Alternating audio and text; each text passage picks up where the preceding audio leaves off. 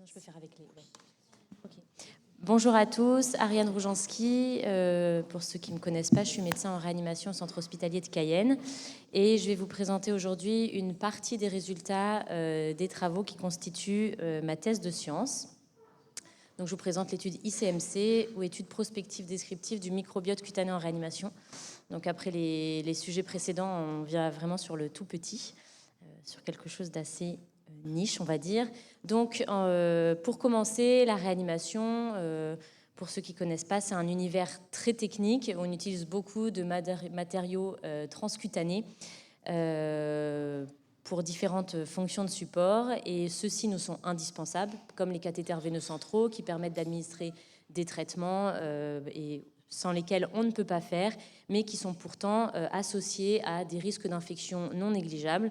Donc on a 1 à 3 infections liées au cathéter pour 1000, pour 1000 jours cathéter. De manière globale, ça c'est des chiffres nationaux, français, et ces infections, c'est pas anodin, ça entraîne des durées de séjour plus longues en réanimation, l'administration de plus de traitements antibiotiques, des complications infectieuses à distance, et ça augmente même la mortalité des patients en réanimation. Donc c'est une réelle problématique. Ce qu'on sait sur la physiopathologie des infections liées au cathéter, c'est que globalement, il y a une colonisation qui se fait à partir de la peau, donc à partir du microbiote cutané. Tout ça va venir, on va dire, coloniser, grimper le long du cathéter et former ce qui s'appelle un biofilm, donc une espèce de petite communauté microbienne fixée sur les matériaux exogènes. Et au bout du compte, il y a l'infection. Donc on s'est toujours dit, c'est simple, il y a colonisation qui mène à l'infection. Voilà. Mais ce qu'on sait maintenant, c'est que quand on regarde les cathéters, si on les enlève et qu'on va regarder de plus près la présence de biofilm, celui-ci est présent dans plus de 90% des cathéters qu'on retire, même au bout de quelques jours de durée de vie chez un patient. Et pourtant, il n'y a pas 90% des cathéters qui deviennent infectés. Donc la présence bactérienne seule ne suffit pas à expliquer les infections. Donc le sujet de ma thèse, c'était d'aller regarder un petit peu justement ce microbiote qui va coloniser les cathéters et essayer de comprendre ce qui se passe au niveau du microbiote qui pourrait expliquer les infections. Pour parler un tout petit peu du microbiote, globalement, c'est cette espèce de communauté microbienne qui est à la surface de notre peau. On a à peu près 10 puissance 5, chacun, en étant tout à fait sain, 10 puissance 5 à 10 puissance 6 unités formant colonie par centimètre carré de peau. Et ça, c'est uniquement en parlant des bactéries. C'est sans évoquer les virus, les acariens, les parasites, etc. Ça vit sur notre peau, c'est normal.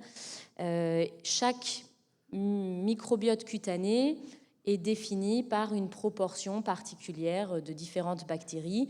Et il va y avoir des différences interindividuelles, c'est-à-dire d'un individu à l'autre, le microbiote va changer. D'une zone géographique à l'autre, le microbiote va changer. Au cours du temps, le microbiote peut aussi changer.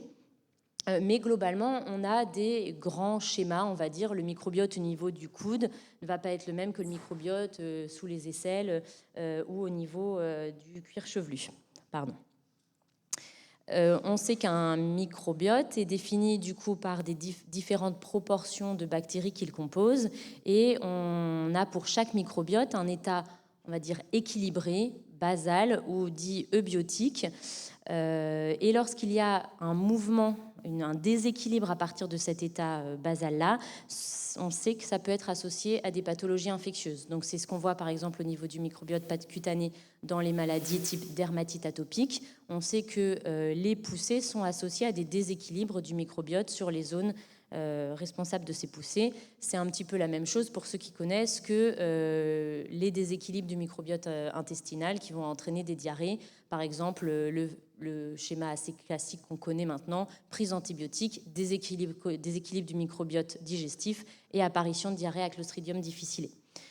Donc l'idée, c'est d'aller regarder ce qui se passe chez le microbiote cutané des patients de réanimation avec comme hypothèse que très probablement, il y a, sous l'influence de différents facteurs, un déséquilibre du microbiote, et c'est probablement ce déséquilibre-là qui entraîne l'infection liée au cathéter.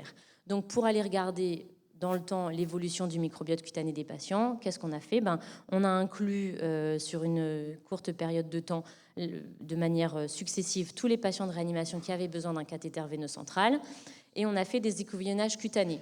On les a fait à différents points dans le temps. Donc avant la pose de cathéter, c'est-à-dire avant toute désinfection cutanée, donc là c'est ce qu'on a le plus le plus neutre, l'état basal du microbiote cutané de chaque patient. On refaisait un écouvillon cutané Quand je dis écouvillon, c'est un petit coton-tige qu'on frotte sur la peau. On refait un écouvillon cutané à chaque changement de pansement, donc selon les protocoles du service, environ tous les 4 jours. On refait un écouvillon à l'ablation du cathéter et lors de la sortie de réanimation du patient. À chaque fois, ces écouvillons, ils étaient faits en double, c'est-à-dire qu'il y en avait un qui partait au laboratoire pour être étalé sur des boîtes de pétri et mis en culture, permettant l'identification par la technique classique, microbiologique, et d'autres qui étaient gardés au frigo à -80, le temps de pouvoir être ensuite étudiés en métagénomique. Donc assez rapidement, parce que ça ne sera pas le sujet du jour, la métagénomique, on va extraire l'ADN bactérien dans un échantillon, séquencer l'ADN bactérien, ce qui va nous donner une liste vraiment exhaustive de toutes les bactéries qui composent une population. C'est plus fastidieux, mais c'est plus exhaustif que la culture. Donc globalement, on a inclus de juin 2023 à janvier 2024 60 patients. En parallèle, on a écouvillonné 6 volontaires sains. La culture s'est faite au fur et à mesure, ce qui me permet de vous présenter les données de culture aujourd'hui. Et la métagénomique, elle est encore en cours et je la fais juste à côté au laboratoire TBIP et en partie au laboratoire hospitalier. Et les résultats, ils seront peut-être disponibles pour les mêmes journées l'année prochaine. Donc pour parler un petit peu des données qu'on a aujourd'hui, ça c'est le flowchart, mais on passe rapidement. Les caractéristiques des patients, bon, c'est juste pour dire c'est des patients de réanimation classique, c'est globalement plus des hommes, ils ont plutôt 60 ans. Alors à part les jeunes qui ont des accidents de la route, ils ont quelques antécédents, voilà, cardiovasculaires. Et en majorité, ils ont bénéficié, je mets des guillemets autour de bénéficier, de ventilation mécanique et de vasopresseurs pendant leur séjour en réanimation, avec une durée de séjour de 10 jours en médiane et une mortalité de 27%. Pour ce qui est des cathéters, donc on avait 60 patients, 60 cathéters, la majorité en site fémoral, une durée de vie médiane de 6 jours et demi, avec des intercartiles allant de 3 à 10 jours. Le chiffre qui ne fait pas plaisir à voir, on avait 8,9 infections liées au cathéter pour 1000 jours cathéter, donc un chiffre plus élevé que la moyenne nationale, mais ce n'est pas le sujet du jour. Pour ce qui nous intéresse vraiment, les premières données de microbiologie. Donc là, je vous ai mis en comparatif les volontaires sains et volontairement à côté les patients à la pause, en se disant que le patient à la pause, c'est le patient qui arrive à l'hôpital. La plupart du temps, les patients avaient moins de 24 heures de délai entre l'admission aux urgences et l'admission en réanimation, donc ils sont entre guillemets vierges du milieu hospitalier pour la plupart. Et on voit qu'en effet, ils présentent proportionnellement pas de différence avec les bactéries qu'on retrouve sur la peau d'un volontaire sain qui pourrait être vous et moi, c'est-à-dire que en majorité, je ne sais pas si je peux pointer. En majorité, on a en vert, c'est tout ce qui est les cocci-grammes positifs. Donc en vert clair, c'est plutôt Staph aureus, et en vert foncé, c'est ce qu'on appelle les staphylocoques à coagulase négative. Donc ça, c'est vraiment les habituels, les commensaux de la peau. En bleu, on a les bacilles à grammes positifs, pareil, des commensaux de la peau. Et en violet, rose, on a les BGN. Les BGN qui font partie aussi des commensaux pour certains, mais on préfère quand même les avoir en proportion plus faible, comme c'est le cas ici.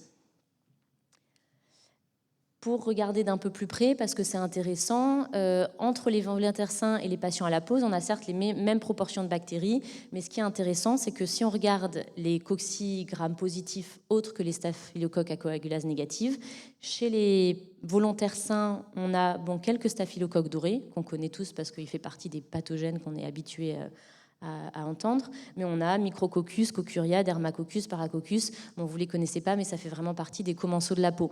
Par contre, chez les patients, dès la pause, donc dès l'arrivée à l'hôpital, on ne retrouve pas Micrococcus, Cocuria, etc., mais on retrouve par contre Streptococcus et Enterococcus fecalis, qu'on a plutôt l'habitude de retrouver en pathologie. Donc ça, déjà, c'était assez amusant à retrouver.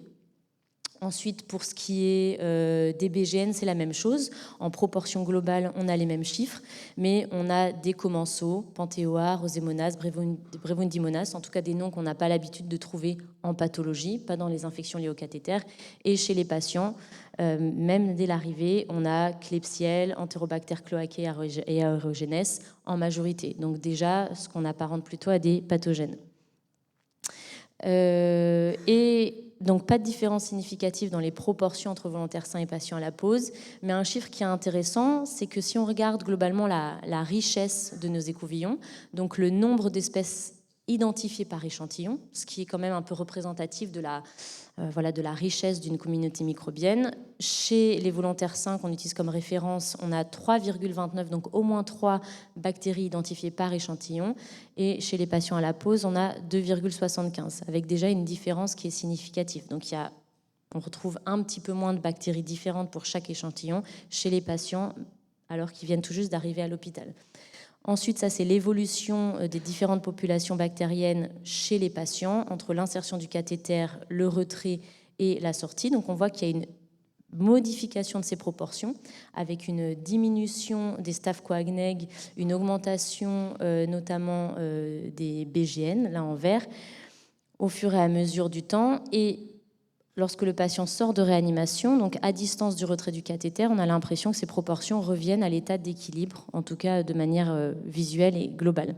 Pour ce qui est du nombre d'espèces identifiées par échantillon, ce qui est intéressant, c'est qu'à la pause, on a 2,75. Au retrait, il y a une nette baisse de ce chiffre avec 1,8 bactéries par échantillon. Et à la sortie, on retrouve les chiffres initiaux. Donc on a quand même l'impression, en regardant ces données-là, que sous l'influence des facteurs de réanimation, sans qu'on puisse dire précisément lesquels, mais il y a une diminution de la richesse du microbiote des patients. C'est-à-dire on identifie moins de bactéries à chaque écouvillonnage.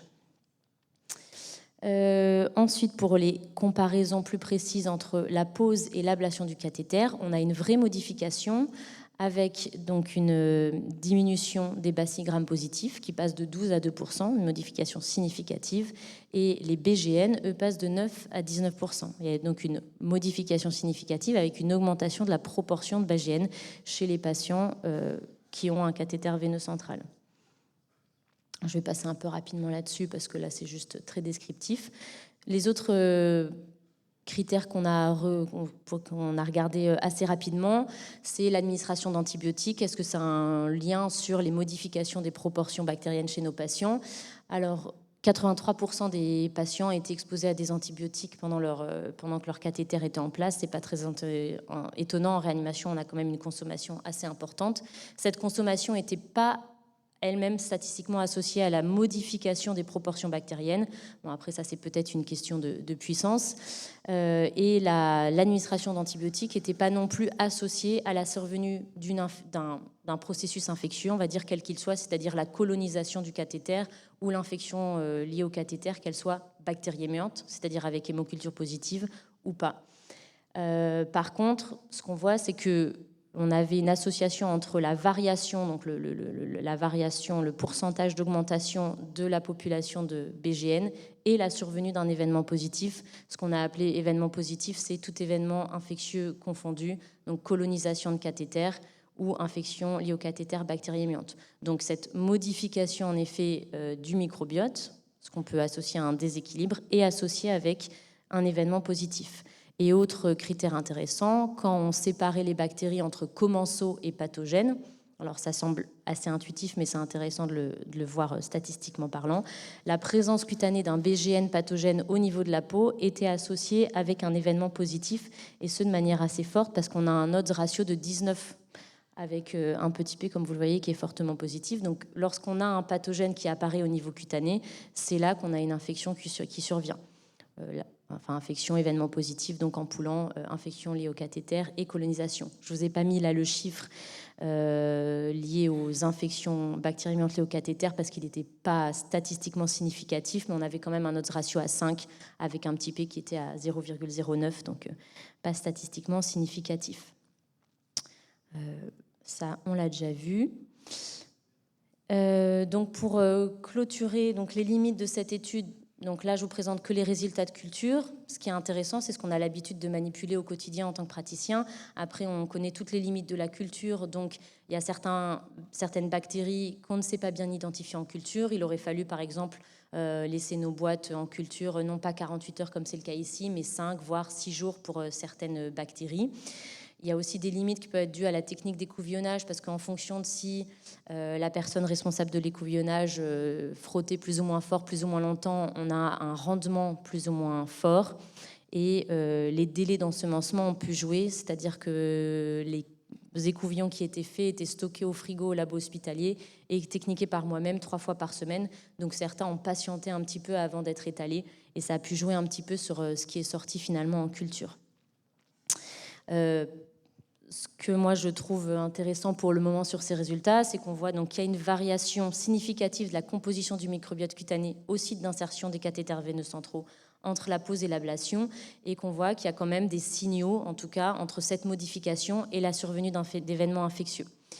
Et moi, ce que j'attends avec impatience, c'est toute la partie métagénomique qui donnera plus de données avec un comptage plus exhaustif des bactéries présentes, et j'espère que les résultats iront dans le même sens et qu'on retrouvera le signal qu'on voit ici, c'est-à-dire en effet une modification significative du microbiote, donc un déséquilibre, et un déséquilibre qui semble associé à la survenue d'événements infectieux.